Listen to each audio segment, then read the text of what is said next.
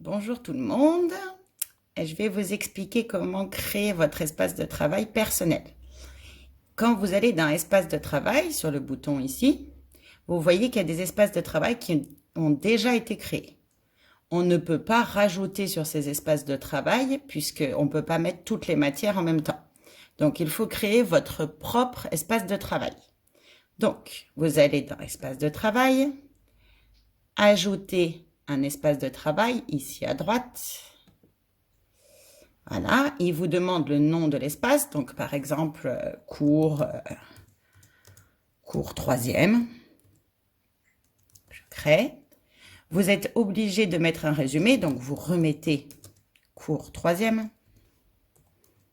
Hop. Vous restez bien dans visibilité privée. Description, vous laissez tout comme c'est. Claude, vous mettez oui. Discussion, vous mettez oui. Couleur de l'événement de l'agenda, vous pouvez le changer. Et vous mettez ajouter.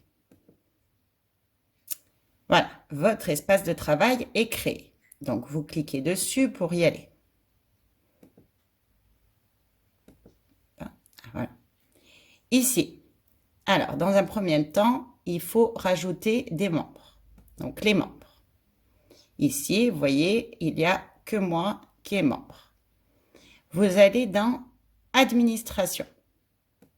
On va dans Administration et ici, vous pouvez rajouter des élèves, des professeurs, du personnel ou les familles. Par exemple, moi, pour les élèves de seconde, j'ai rajouté les élèves et j'ai rajouté aussi les familles pour qu'elles puissent voir ce que je fais également.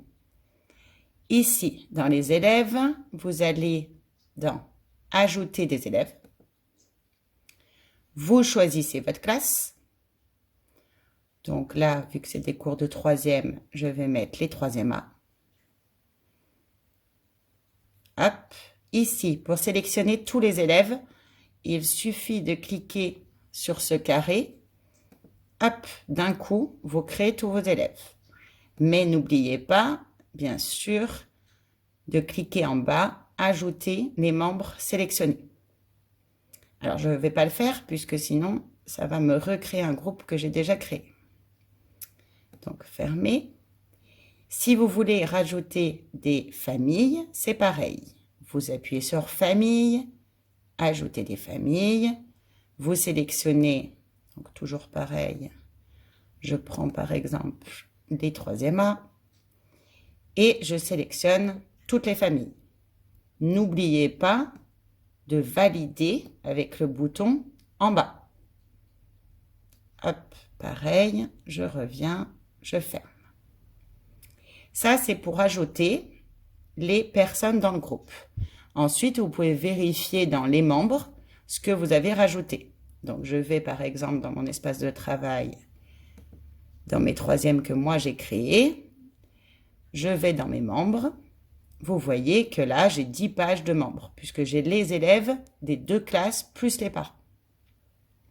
Ensuite, vous allez dans Claude. Là, vous pouvez créer des dossiers. Donc, moi, j'ai créé des dossiers, par exemple, par chapitre. Et j'ai pu mettre des documents. Donc, par exemple, ici, vous mettez « Ajouter un dossier ».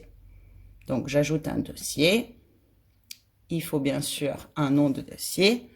Donc là, je vais mettre chapitre 9, inéquation. Hop, valider. Donc là, j'ai mon dossier qui a été créé. Je rentre dedans. Pour mettre des documents, soit vous appuyez pour ajouter un fichier et vous allez chercher dans votre ordinateur le fichier que vous voulez rajouter. Mais vous pouvez également faire hop, un décalage. J'ouvre un fichier et vous pouvez simplement prendre le fichier et hop, le déposer. Attention, il faut le faire fichier par fichier et attendre qu'il soit bien dans l'espace de travail avant d'en remettre un autre. Sinon, ça ne va pas marcher. Donc voilà, je ferme, je le supprime parce que bien sûr, ça ne correspond pas. Voilà. Ensuite, vous pouvez bien sûr ajouter des liens. Et là, c'est la partie iPad que Madame Bonnet et Monsieur Paul va vous expliquer. Ensuite, moi, j'ai créé dans l'agenda des événements. Alors, vous allez dans Agenda, je le remets en page. Voilà. Dans Agenda, par exemple, la semaine prochaine, j'avais prévu déjà un contrôle. Donc, je suis allée ici, vous voyez, j'ai créé mon contrôle. Vous pouvez ajouter un événement. Vous dites par exemple contrôle de mathématiques, vous mettez une date de début, une date de fin et vous enregistrez. Et une fois que c'est créé, ça apparaît comme ça sur l'emploi du temps et du coup les élèves peuvent voir qu'il y a un devoir surveillé vendredi prochain. Ensuite, sachez que les discussions ne peuvent être créées que par vous. Les élèves ne peuvent pas créer une nouvelle discussion. Donc, c'est à vous de créer la discussion au départ, donc ajouter un sujet. Et donc, par exemple, moi, j'ai créé justement un sujet pour le devoir surveillé et j'ai mis une petite note. Vous pouvez poser vos questions ici pour le devoir surveillé de vendredi 20 mars. Et là, les élèves pourraient me répondre. Mais si vous ne créez pas votre sujet, les élèves ne peuvent pas le créer eux-mêmes. Ils peuvent simplement écrire une fois que le sujet a été créé. Donc voilà pour l'espace de travail. Et sur l'accueil, vous voyez l'agenda à venir. J'ai mis le devoir surveillé, le devoir maison qu'ils ont à faire pour la semaine d'après. Ensuite, vous pouvez, donc dans le cahier de texte, je passe au cahier de texte, met un peu de temps à charger, vu emploi du temps. Alors, je vais vous montrer ce que j'ai fait pour mon contrôle de seconde. Donc, on est le 11 mars, donc c'est la semaine prochaine, ici.